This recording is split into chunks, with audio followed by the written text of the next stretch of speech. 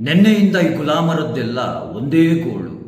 ಮೋದಿ ಪತ್ರಿಕಾಗೋಷ್ಠಿಯನ್ನು ನಡೆಸೋದಿಲ್ಲ, ಮೋದಿ ಪತ್ರಿಕಾಗೋಷ್ಠಿಯನ್ನು ನಡೆಸಲೇಬೇಕು ಅಂತೆಲ್ಲ. ನರೇಂದ್ರ ಮೋದಿಯವರು ಪತ್ರಿಕಾಗೋಷ್ಠಿಯನ್ನು ನಡೆಸೋದಿಲ್ಲ ಕಣ್ರಯ್ಯ. ಏನ್ರಯ್ಯ ಇವಾಗ ಭಾರತದ ಪ್ರಧಾನಮಂತ್ರಿಗಳಾಗಿರುವಂಥವರು ಕಡ್ಡಾಯವಾಗಿ ಪತ್ರಿಕಾಗೋಷ್ಠಿಯನ್ನು ನಡೆಸಲೇಬೇಕು ಅಂತ ಏನಾದ್ರೂ ನಮ್ಮ ಸಂವಿಧಾನದಲ್ಲಿ ಇದೆಯಾ? ದಯಮಾಡಿ ಯಾರಾದ್ರೂ ಸ್ವಯಂ ಘೋಷಿತ ಸಂವಿಧಾನ ರಕ್ಷಕರುಗಳು ತಿಳಿಸ್ಕೊಡಿ. ಸಾಂವಿಧಾನಿಕವಾಗಿ ಸಂಸತ್ತಿದೆ, ಸಾಂವಿಧಾನಿಕವಾಗಿ ಸಂಸತ್ತಿನಲ್ಲಿ ನಿಂತು ಪ್ರಶ್ನೆಗಳನ್ನು ಮಾಡಬೇಕು, ಮಾಡಿದಂತಹ ಪ್ರಶ್ನೆಗಳಿಗೆ ಉತ್ತರಗಳನ್ನು ತೆಗೆದುಕೊಳ್ಳಬೇಕು.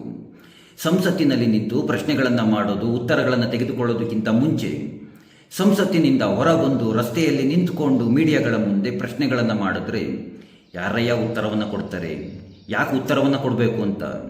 ಪತ್ರಿಕೋದ್ಯಮದ ಹೆಸರಿನಲ್ಲಿ ತಲೆ ಬುಡ ಇಲ್ಲದಂತಹ ಪ್ರಶ್ನೆಗಳನ್ನು ಮಾಡಿಕೊಂಡು ಆ ಪ್ರಶ್ನೆಗಳಿಗೆಲ್ಲ ಉತ್ತರಗಳನ್ನು ಕೊಟ್ಕೊಂಡು ಸಮಯವನ್ನೆಲ್ಲ ವ್ಯರ್ಥವನ್ನು ಮಾಡೋದಕ್ಕೆ ನಮ್ಮ ಪ್ರಧಾನಮಂತ್ರಿಗಳ ಬಳಿ ಸಮಯ ಇಲ್ಲ. ಅಂತಹ ಸಮಯವನ್ನು ವ್ಯರ್ಥವನ್ನು ಸಹ ಪ್ರಧಾನಮಂತ್ರಿಗಳು ಮಾಡೋದಿಲ್ಲ.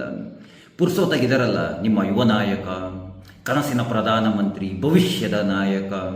ನಾವು ಸಹ ನೋಡ್ತಾನೆ ಇದೀವಪ್ಪ, ಕಳೆದ 12 ವರ್ಷಗಳಿಂದ ಸುದ್ದಿಗೋಷ್ಠಿಗಳನ್ನು ಮಾಡಿ, ಪತ್ರಿಕಾಗೋಷ್ಠಿಗಳನ್ನು ಮಾಡಿ ಅದೇನು ಬದಲಾವಣೆಗಳನ್ನು ತಂದುಬಿಟ್ರು, ಅದೇನೇನೆಲ್ಲ ಮಾಡಿಬಿಟ್ರು ಅಂತ. ಏನು ಮಾಡಿದ್ರು 12 ವರ್ಷದಿಂದ? ಅದೆಷ್ಟು ಪ್ರೆಸ್ ಮೀಟ್ಗಳನ್ನು ಮಾಡಿದ್ರು? ಏನಾದರೂ ಬದಲಾವಣೆ ಆಯಿತಾ? ಏನು ಬದಲಾವಣೆ ಆಗಲಿಲ್ಲ. ನರೇಂದ್ರ ಮೋದಿಯವರು ಯಾವ ವಿಷಯವನ್ನು, ಯಾವ ವಿಚಾರಗಳನ್ನು ಜನರಿಗೆ ತಿಳಿಸಬೇಕು ಅಂದ್ಕೊಂಡಿದ್ರು ಅದನ್ನು ತಿಳಿಸ್ತಾ ಇದ್ದಾರಲ್ಲ.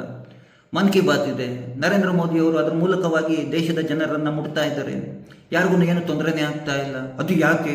ಪ್ರೆಸ್ ಮೀಟೇ ಮಾಡಬೇಕಂತೆ, ಕೂತ್ಕೊಂಡು ಅಲ್ಲೇನೇ ಪತ್ರಿಕಾಗೋಷ್ಠಿಯನ್ನು ನಡೆಸಬೇಕಂತೆ, ಸಮಯವನ್ನು ವ್ಯರ್ಥವನ್ನು ಮಾಡಿಕೊಂಡು ಇವ್ರು ಕೇಳುವಂತಹ ತಲೆಬುಡ ಇಲ್ಲದಂತಹ ಪ್ರಶ್ನೆಗಳಿಗೆ ಉತ್ತರವನ್ನು ನೀಡಬೇಕಂತೆ.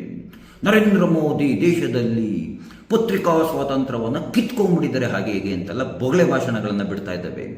ಯಾರ್ರೀ ಪತ್ರಿಕಾ ಸ್ವಾತಂತ್ರ್ಯವನ್ನು ಕಿತ್ಕೊಂಡಿರೋದು? ನರೇಂದ್ರ ಮೋದಿಯವರು ಅದೆಷ್ಟು ನ್ಯೂಸ್ ಚಾನೆಲ್ಗಳನ್ನು ಬಂದ್ ಮಾಡಿಸಿದ್ದಾರೆ? ಯಾವುದಾದ್ರು ಒಂದೇ ಒಂದು ತೋರಿಸಿ. ಅದೆಷ್ಟು ಪತ್ರಕರ್ತರನ್ನು ಒದ್ದು ಜೈಲಿಗೆ ಹಾಕ್ಬಿಟ್ಟಿದ್ದಾರೆ? ಯಾರನ್ನಾರು ಒಬ್ಬರನ್ನು ತೋರಿಸ್ರಿ. ಅದೆಷ್ಟು ರಾಜ್ಯ ಸರ್ಕಾರಗಳನ್ನು ವಜಾಗೊಳಿಸಿ ಅದರ ಮೇಲೆ ರಾಷ್ಟ್ರಪತಿ ಆಡಳಿತವನ್ನು ಏರಿದ್ದಾರೆ? ಯಾವ್ದಾದ್ರು ಮಾಡಿದಾರ ನರೇಂದ್ರ ಮೋದಿಯವರು ಈ ರೀತಿಯಾಗಿ? ಬರೀ ಸುಳ್ಳುಗಳು ಸುದ್ದಿಗಳನ್ನು ಹಾಕೋದು. ಪತ್ರಿಕಾ ಸ್ವಾತಂತ್ರ್ಯ ಇಲ್ವಂತೆ, ಪತ್ರಿಕಾ ಸ್ವಾತಂತ್ರ್ಯವನ್ನು ಕಿತ್ಕೊಂಡ್ಬಿಟ್ಟಿದ್ದಾರಂತೆ. ಅದೇನೇ ನರೇಂದ್ರ ಮೋದಿಯವರನ್ನು ಸಹ ಇಂದಿರಾ ಗಾಂಧಿ ಮಾಡಿದ್ರಲ್ಲ ಆ ರೀತಿಯಾಗಿ. ಇಂದಿರಾ ಗಾಂಧಿ ವಿರುದ್ಧವಾಗಿ ಮಾತನಾಡಿದವ್ರನ್ನೆಲ್ಲ ಒದ್ಬಿಟ್ಟು ಜೈಲಿಗೆ ಹಾಕ್ತಾ ಇದ್ರಲ್ಲ. ಪತ್ರಿಕೆಗಳ ಮೇಲೆ ಎಲ್ಲ ಅವರ ಹಿಡಿತವನ್ನು ಇಟ್ಕೊಂಡಿದ್ರಲ್ಲ, ಅವ್ರು ಹೇಳಿದ್ದನ್ನೇ ಬರೀಬೇಕಾಗಿತ್ತಲ್ಲ. ಆ ರೀತಿಯಾಗಿ ನನಗೆಲ್ಲೋ ಒಂದೊಂದು ಸಲ ಅಂದ್ಕೊಳ್ತಾ ಇರ್ತೀನಿ, ನರೇಂದ್ರ ಮೋದಿಯವರು ಸಹ ಯಾಕೆ ಇಂದಿರಾ ಗಾಂಧಿಯವರ ರೀತಿಯಾಗಿ ದೇಶದಲ್ಲಿ ಒಂದು ಬಾರಿ ಎಮರ್ಜೆನ್ಸಿಯನ್ನು ಏರಬಾರ್ದು? ನಾವಂತೂ ಎಮರ್ಜೆನ್ಸಿಯನ್ನು ನೋಡಿಲ್ಲ ಯಾವ ರೀತಿಯಾಗಿರ್ತದೆ ಅಂತ. ನರೇಂದ್ರ ಮೋದಿಯವರು ಸಹ ದೇಶದಲ್ಲಿ ಒಂದು ಬಾರಿ ಎಮರ್ಜೆನ್ಸಿಯನ್ನು ಏರಬೇಕು. ಎಮರ್ಜೆನ್ಸಿಯನ್ನು ಏರಿ ಯಾರ್ಯಾರೆಲ್ಲ ವಿರೋಧಿಗಳಿದ್ದಾರೆ ನೋಡಿ, ಆ ವಿರೋಧಿಗಳನ್ನೆಲ್ಲ ಹಿಡಿದು ಒದ್ದು ಜೈಲಿಗೆ ಹಾಕ್ಬಿಡ್ಬೇಕು. ಅವಾಗ ಅರ್ಥ ಆಗುತ್ತೆ ಸ್ವತಂತ್ರ ಅಂದರೆ ಏನು, ನರೇಂದ್ರ ಮೋದಿಯವರ ಆಡಳಿತದಲ್ಲಿ ಎಷ್ಟು ಸ್ವತಂತ್ರ ಇದೆ, ಹೇಗೆ ಬದುಕ್ತಾ ಇದ್ದೀವಿ ಅಂತ.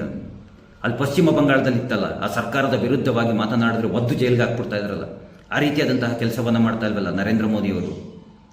ಬಾಯಿಗೆ ಬಂದ ಟೀಕೆಗಳನ್ನು ಮಾಡಿದ್ರು, ಏನು ಹೇಳಿಕೆಗಳನ್ನು ಕೊಟ್ಟರು ಆರಾಮಾಗಿ ಅವ್ರ ಪಾಡ್ಗವ್ರು ಕೂಲಾಗಿ ಅವ್ರ ಪಾಡ್ಗವ್ರ ಕೆಲಸಗಳನ್ನು ಮಾಡ್ಕೊಂಡು ಹೋಗ್ತಾ ಇದ್ದಾರೆ. ಇದಕ್ಕಿಂತ ಸ್ವಾತಂತ್ರ್ಯ ಬೇಕು? ವೆಯ್ಟ್ ಮಾಡಿ ಒಂದು ಸ್ವಲ್ಪ ದಿನ, ಯೋಗಿ ಬರ್ತಾರೆ, ಪತ್ರಿಕಾಗೋಷ್ಠಿ ಏನು ಎಲ್ಲ ಗೋಷ್ಠಿಗಳನ್ನು ಮಾಡ್ತಾರೆ, ತುಂಬ ಇನ್ನೂ ಚೆನ್ನಾಗಿರುತ್ತೆ. ನಿಮ್ಗೆ ಅಷ್ಟೊಂದು ಆಸೆನಾ ನರೇಂದ್ರ ಮೋದಿ ಅವ್ರನ್ನ ಟೀಕೆ ಮಾಡಿ ಬೇಗ ಕೆಳಗಡೆ ಇಳಿಸಿ ಯೋಗಿಯವ್ರನ್ನ ಬೇಗ ಪ್ರಧಾನಮಂತ್ರಿಗಳನ್ನಾಗಿ ಮಾಡೋದಕ್ಕೆ? ಬಂದಮೇಲೆ ಗೊತ್ತಾಗೋದೆ ನಿಮ್ಗೂ ಹೇಗಿರುತ್ತೆ ಅಂತ. ಅವಾಗ ನರೇಂದ್ರ ಮೋದಿ ಅವ್ರನ್ನ ಆಡು ಹೋಗ್ಲುತ್ತೀರ, ಇವತ್ತು ವಾಜಪೇಯಿ ಅವ್ರನ್ನ ಆಡು ಹೋಗ್ಲುತ್ತಿದ್ದೀರಲ್ಲ ಆ ರೀತಿಯಾಗಿ. ಅಯ್ಯೋ ಪುಣ್ಯಾತ್ಮ ನರೇಂದ್ರ ಮೋದಿ ಅವರೇ ಎಷ್ಟೋ ಚೆನ್ನಾಗಿತ್ತು ಅವರ ಆಡಳಿತನೇ. ನರೇಂದ್ರ ಮೋದಿ ಅವರ ಆಡಳಿತದಲ್ಲಿ ನಾವು ಆಡಿದ್ದೆ ಆಟಗಳಾಗ್ಬಿಟ್ಟಿತ್ತು. ಬಾಯಿಗೆ ಬಂದಾಗೆಲ್ಲ ಹೇಳಿಕೆಗಳನ್ನು ಮಾಡಿಕೊಂಡು, ಬಾಯಿಗೆ ಬಂದಾಗೆಲ್ಲ ಟೀಕೆಗಳನ್ನು ಮಾಡಿಕೊಂಡು ಆರಾಮಾಗಿ ಓಡಾಡ್ಬೋದಾಗಿತ್ತು. ಇಲ್ಲ ಅದು ಇಲ್ವಲ್ಲ, ನಾವು ಬರುತ್ತೆ ನೋಡ್ತಾ ಇರಿ ನಿಮ್ಮ ಮುಖಗಳಿಗೆ. ಕೃಷ್ಣ ಎಲ್ಲರಿಗೂ ಒಳ್ಳೆಯದನ್ನು ಮಾಡಲಿ ಅಂತ ಕೇಳ್ಕೊಳ್ತಾ ಎಲ್ರಿಗೂ ಧನ್ಯವಾದಗಳು. ಜೈ ಶ್ರೀ ಕೃಷ್ಣ.